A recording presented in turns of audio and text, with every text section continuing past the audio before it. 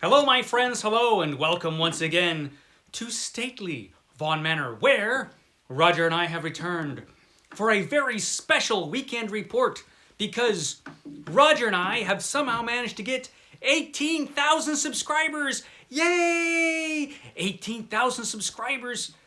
Wow, that's awesome. What a YouTube thing to happen. Be sure to like and subscribe. Be sure to like and subscribe. Smash that bell. Smash it. Smash it. Don't do that. You'd be like, ding. Oh look, Mike's dumbass made another video. So you don't have to smash the bell, whatever that even means. No. But thank you. I appreciate everyone who has subscribed to my stupid channel. I especially appreciate the 12 or 13% of my subscribers that actually watch my videos. Those of you who watch, I really appreciate it. Thanks, guys. So yeah, and I'm drinking coffee. This is my cool mug that I got from AJ Dunn from AJ Dunn Reads and Writes. He sent me this cool mug when I was first starting my booktube journey. It was my journey. It was my booktube journey. I probably shouldn't be drinking coffee because it's at night. No wonder I only sleep like 4 or 5 hours a night. Anyway, let us continue. So this is going to be a thrill-packed episode, even though I didn't read much this past week. I didn't read much because I was very busy, but what I did read was pretty great. So there is that. And I got things in the mail, a couple things I haven't opened yet because I literally just got them right before I started filming. The mailman is out late tonight. What time is it? It's like almost 7 o'clock at night and the mailman is still out.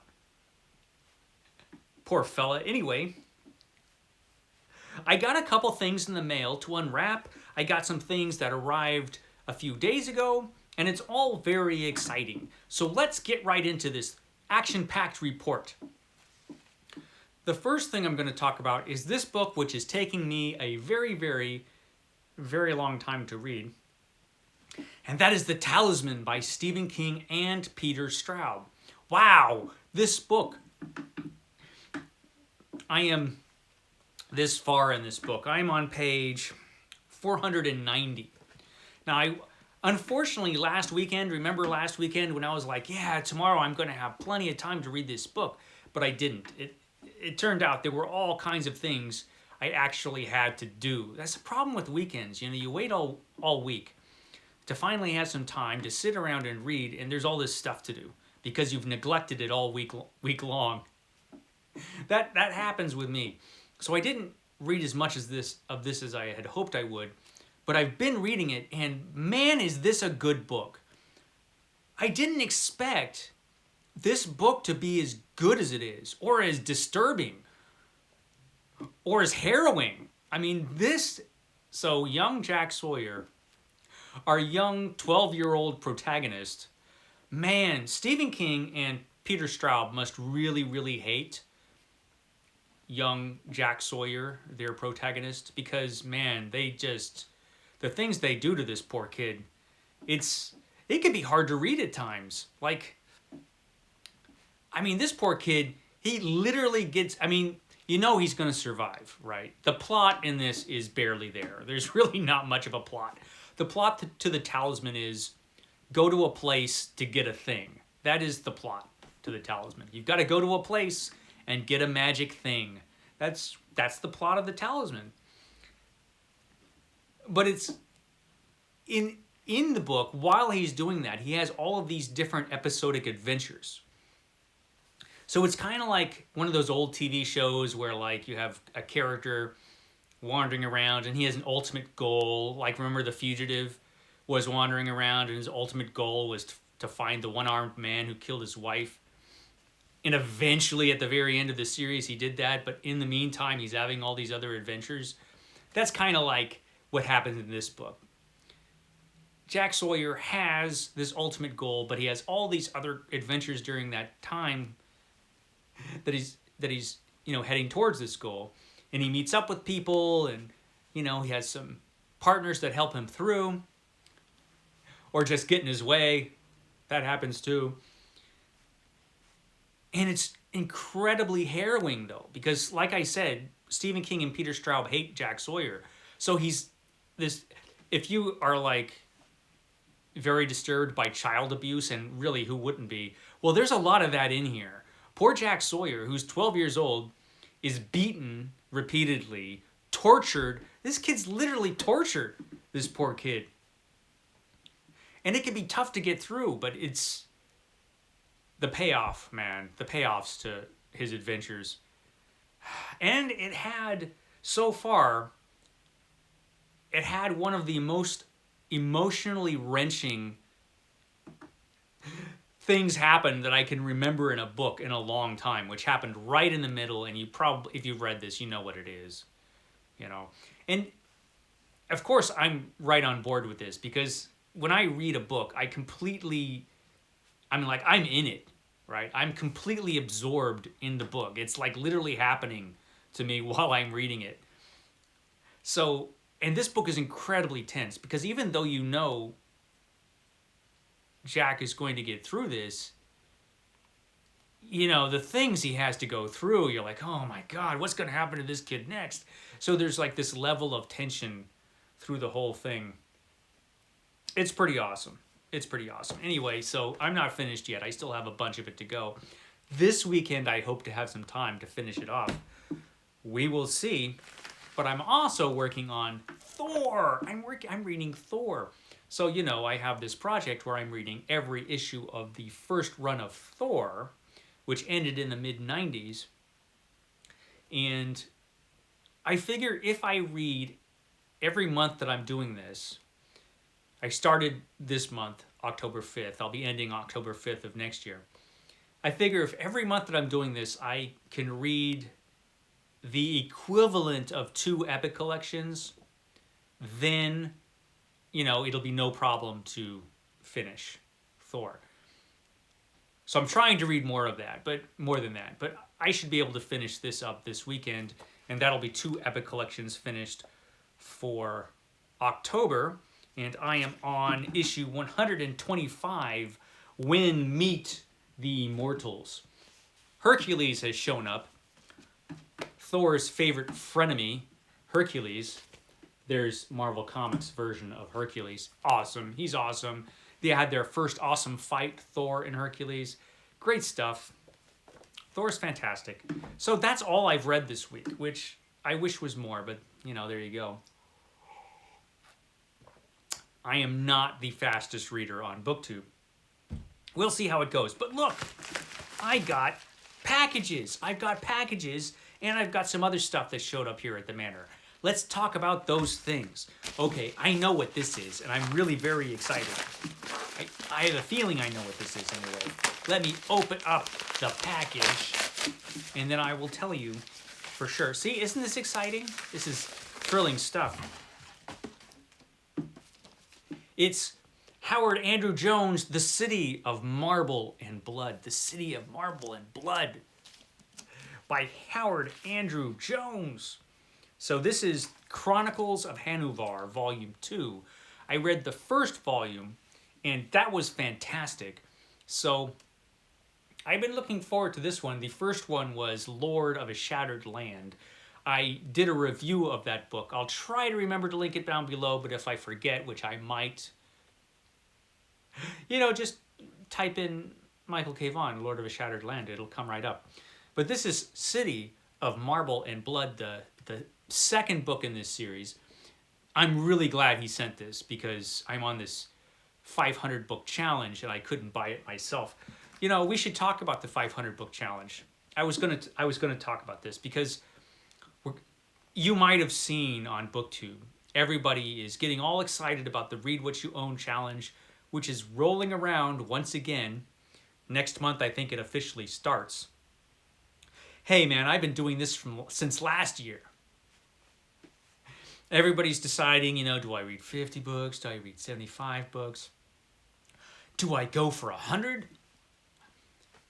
Nobody and nobody that I've talked to recently, I've suggested, how about doing 500 books just like I'm doing? Nobody is jumping on board with that. But it's actually, I don't blame them, because the 500 book challenge has taken a lot longer than I thought it would take, which the 500 book challenge is just a variation on the Read What You Own challenge. I have to read 500 books that I own before I will buy any new ones for myself. I could buy books for other people, but not for me. And so that's the thing. I decided to do 500 because I'm an idiot.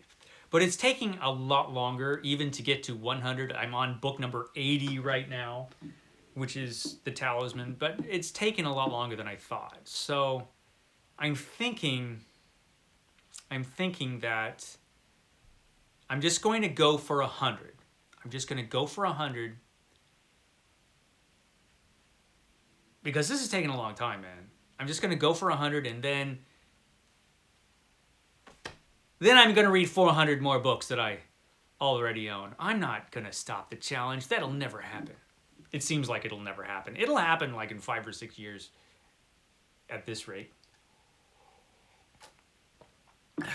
But like everybody's like, they're all doing book hauls like right before the challenge as if they don't already have a ton of books to read. It's like, what's the point of having a book haul right before the Read What You Own challenge when the whole point is to read what you already... I don't know.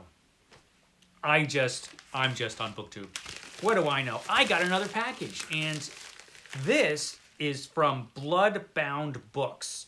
Bloodbound Books sent me a package. So let me open this package. I probably should have brought some scissors or something. Ah, no, this opens right up. Okay, it's a book. It's a hardback book. It's a hardback book. Okay, this is The City. The City by S.C. Mendez. A horror noir novel. Well, that sounds fantastic already. A series of ritualistic murders are discovered in Chinatown. The victims are little more than piles of flayed skin. It's kind of hard to read because this strip that says not for resale is like right over what I'm trying to read. Oh well. Anyway, the SFPD turned to one man who can help. Follow Detective Max Elliott as he penetrates a supernatural world of drugs, violence, and an ancient race of chemists. An ancient race of chemists whose hidden influence shaped human civilization. That sounds interesting. Did I read that right? An ancient race of chemists whose hidden influence shaped human civilization. Well, that sounds like nothing I've read before. An ancient race of chemists. That sounds cool. This is The City. The City. So that's cool. Oh, look. And there's like... There's like a little postcard of the city as well. That's awesome. So this is Chinatown in 1910 is when this is happening. So that's pretty cool. Oh, look. And, it looks like it's signed there.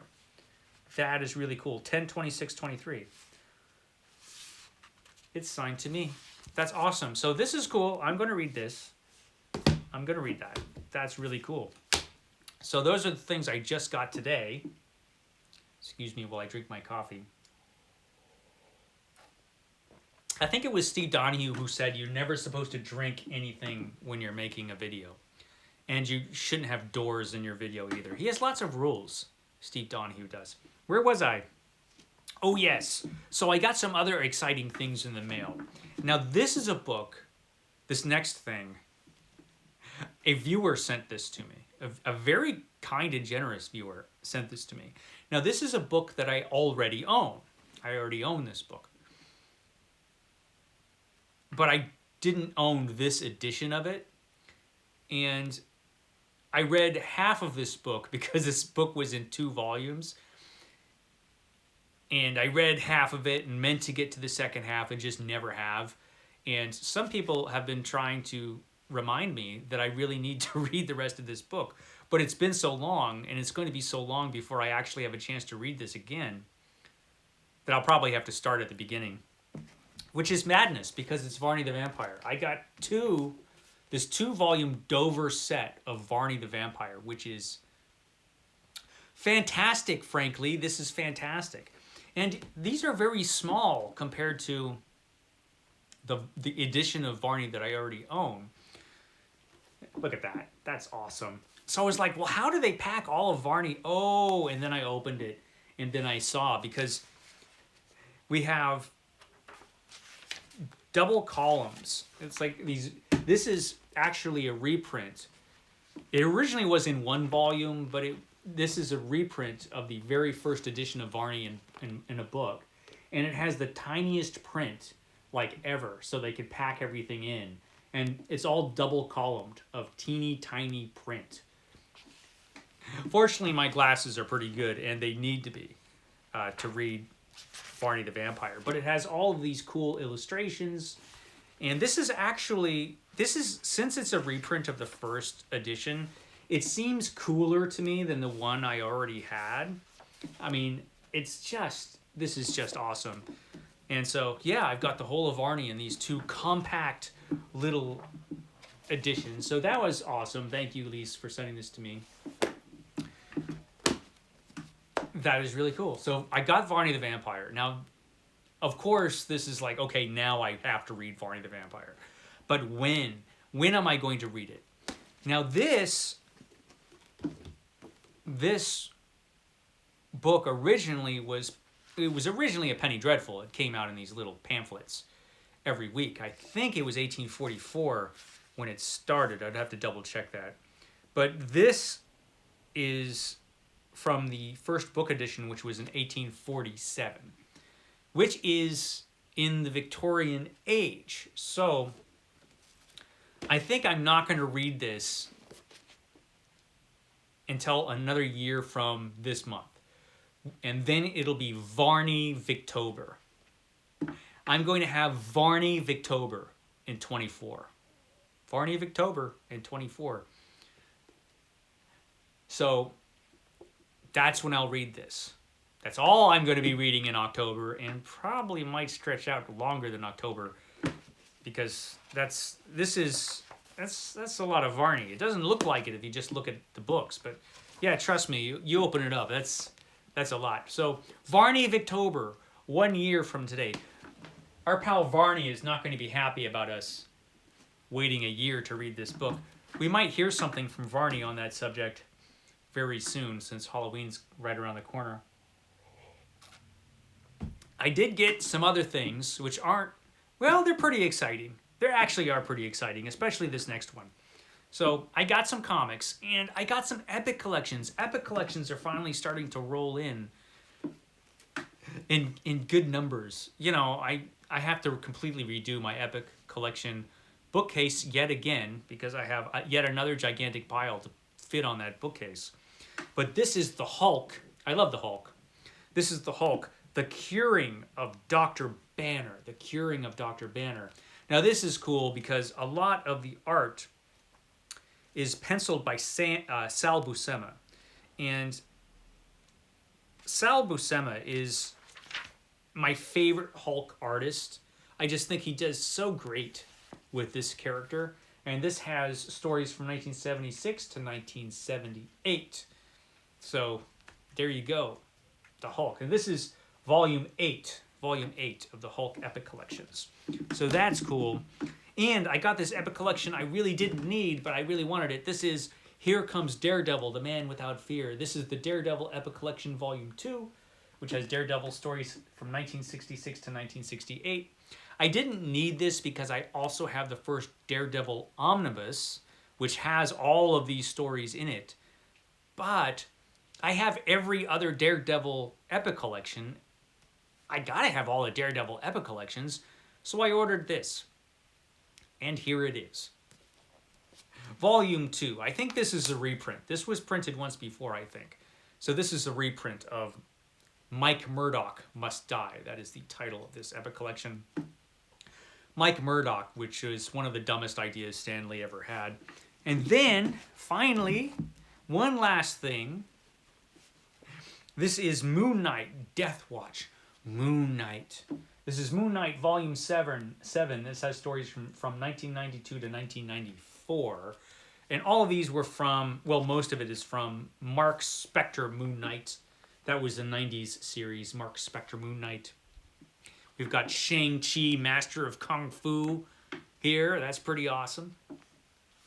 I don't think Steve and I have talked about Shang-Chi in Epic Comic Book Wednesday, but for that matter, we haven't talked about Moon Knight either. He's screaming right now. He's screaming. He doesn't like either one of those characters. I'm saving Moon Knight for an Epic Comic Book Wednesday that's special. So there you go. That's everything. That's everything I've got. That's everything I've got, guys. I know you think I would have more for my 18,000 subscriber special report, but you know, until this morning I didn't even know I had 18,000 subscribers. I think I've only got 18,011 or something. But I appreciate it. I appreciate everybody who watches and has supported my stupid channel this whole time. Thanks, guys. I will catch you next time.